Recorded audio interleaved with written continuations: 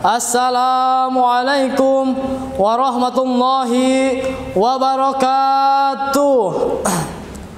Innal hamdanillah nahmaduhu wa nasta'inuhu wa nastaghfiruh wa na'udzu billahi min shururi anfusina wa min sayyiati a'malina may yahdihillahu fala mudhillalah.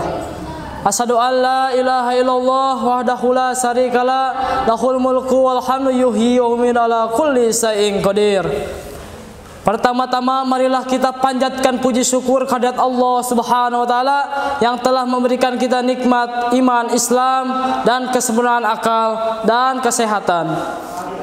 Kedua, salawat serta salam marilah kita limpah curahkan kepada baginda kita, yakni habibana wa nabiyana kanjeng Nabi Muhammad sallallahu alaihi wasallam.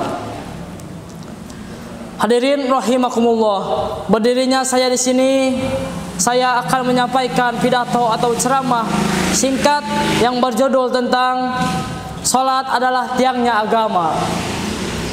Hadirin rahimakumullah, rumah atau bangunan kalau tidak memiliki tiang, pasti rumah itu atau bangunan itu pasti akan roboh. Begitu pula dengan agama. Kalau yang mengaku beragama Islam tapi tidak melaksanakan salat, maka dia telah meruntuhkan agamanya.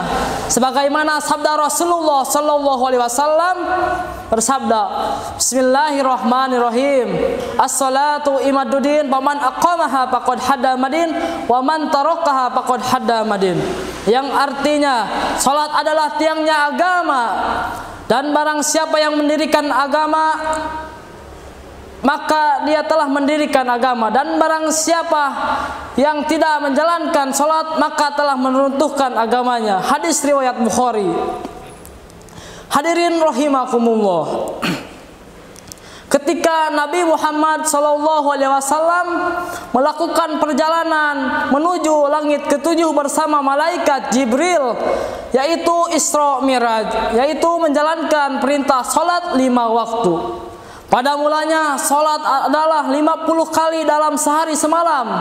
Namun ketika umat Nabi Muhammad tidak akan kuat, tidak akan mampu menjalankannya, daripada itu 50 kali digantikan dengan 5 kali, yaitu subuh, duhur, asar, maghrib, dan isya. Hadirin rahimakumullah, lalu hikmah apa yang kita bisa ambil dari salat 5 waktu? Yang pertama, mendekatkan diri kita kepada Allah Subhanahu wa taala. Yang kedua, menjauhi kita dari perbuatan maksiat dan perbuatan keji. Yang ketiga, menenangkan pikiran dan jiwa dan mendisiplinkan diri dalam waktu.